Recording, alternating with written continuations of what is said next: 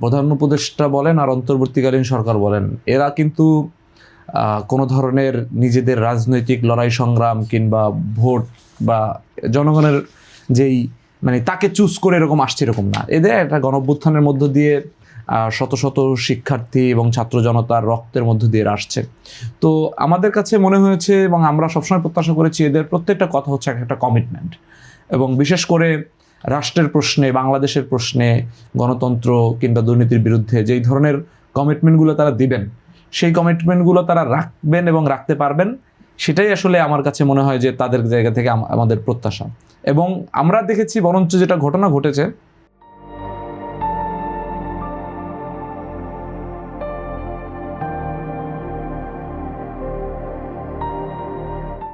এই যে তারা করছে না, সেই জায়গায় তাদের প্রশ্ন করাটাও বন্ধ হয়ে গেছে এবং উপদেষ্টাদেরকেও বিভিন্নভাবে দলীয়করণ এবং উপদেষ্টাদের মধ্য দিয়ে এই ইলেকশন কমিশনের মতো স্বায়ত্তশাসিত প্রতিষ্ঠানগুলো কিভাবে নিয়ন্ত্রণ করা যায়, কিভাবে নিজের লোক নিয়োগ দেওয়া যায়, এই জায়গাগুলোর চেষ্টা আমরা বড় বড় দলগুলোর মধ্যে দেখেছি। যেমন আমি একবার উপদেষ্টাদের মধ্যে তো সাবেক কিছু উপদেষ্টা আপনাদের দলেও আছে, ওই পয়েন্টে আসছি। সেটা হচ্ছে যে আমি যেমন নির্বাচন কমিশনের মাহবুব ভাই যেটা বললো, যে দেখেন নির্বাচন কমিশনের যে আইনে গঠন হয়েছে, এটা 2022 সালের একটা আইন ছিল। যখন এই আইনটা হয়েছে তখন বাংলাদেশের তৎকালীন সবচেয়ে বড় বিরোধী দল বিএনপি ওই আইনের প্রকাশ্যে এটার বিরোধিতা করেছে, যে এইটা আইনটা একটা ফ্যাসিবাদী আইন, এইভাবে নির্বাচন কমিশন গঠিত হইলে এইটা একটা দলীয়করণ হবে। তারপরে যখন গণঅভ্যুত্থানের পরে নির্বাচন কমিশনের সংস্কার কমিটি হলো এবং আমরা সবাই বললাম যে এই সংস্কারের যে প্রস্তাবনা, সেই প্রস্তাবনার আলোকে গঠিত হোক, অথবা এই যে সব দল মিলে আলোচনা করুক যে এটা কিভাবে এটা গঠন করা যায়। আমরা দেখলাম ওই আইনে তড়িঘড়ি করে হচ্ছে নির্বাচন কমিশনের সমস্ত কমিশনারকে নিয়োগ দেওয়া হলো। আমরা বিরোধিতা করলাম, কিন্তু যেই দল ওই 2022 সালে বিএনপি ওই আইনের বিরোধিতা করলো, কিন্তু এই আইনে যখন তার লোক বসলো এবং যখন উপদেষ্টাদেরকে ম্যানেজ করে তার লোক বসানো গেল, তখন তারা এই নির্বাচন কমিশনকে শেল্টার দেওয়ার জন্য নানা ধরনের মানে পদক্ষেপ গ্রহণ করলো। কালো আইনটাও তখন সাদা হয়ে গেল, পবিত্র আইন হয়ে গেল।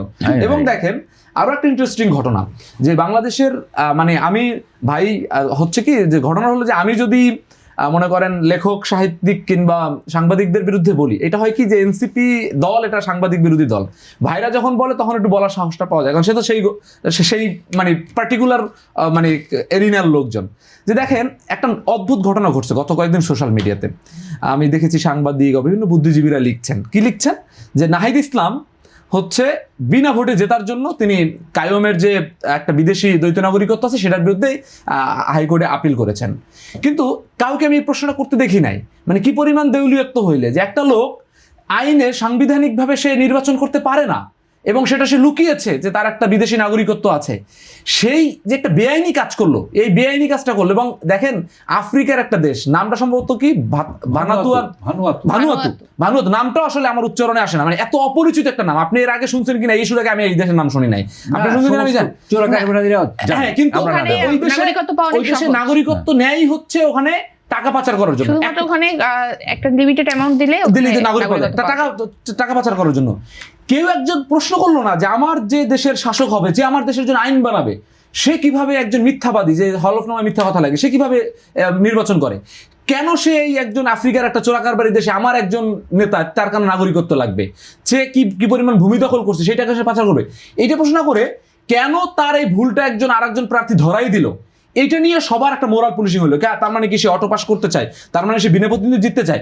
কেউ এই প্রশ্নটা করছে না। কারণটা কি? কারণ মানুষ মনেই করে, মানে এই ধরনের মানুষ মানে আমি বলছি যে যারা লেখক শ্রেণী, তারা এই ধরনের লেখা লিখছে আর কি, যারা পার্টিকুলারলি এই লেখাগুলো লিখছে, তারা মনেই করে যে আমাকে শাসন করা উচিত এরকম একজন ব্যক্তি যার বাংলাদেশের পাশাপাশি আর একটা জায়গায় একটা নাগরিকত্ব আছে, আমাকে শাসন করা উচিত এরকম একজন ব্যক্তি যার হাজার হাজার কোটি টাকা পাচার করার মতো ক্যাপাবিলিটি আছে।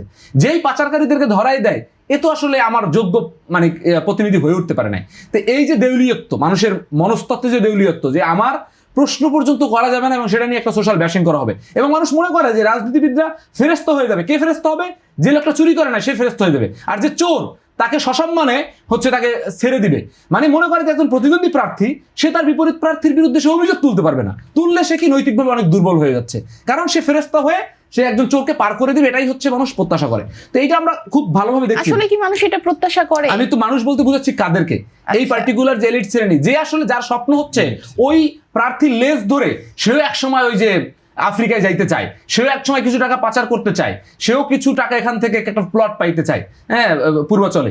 এই যে মানসিকতা, এই মানসিকতার জন্য আমাদের এই আবদ্ধে আমরা ঘুরছি।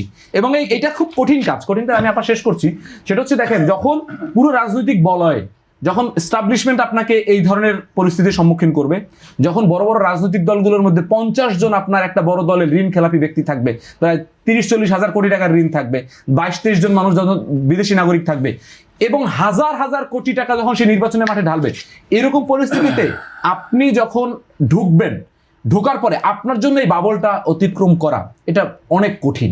এবং এই যে চ্যালেঞ্জ, এই চ্যালেঞ্জগুলো আপনার মতো যারা ভালো সাংবাদিকতা করতে চায় তাদের জন্য কঠিন, আবার যারা ভালো রাজনীতি করতে চায় তাদের জন্যও কঠিন।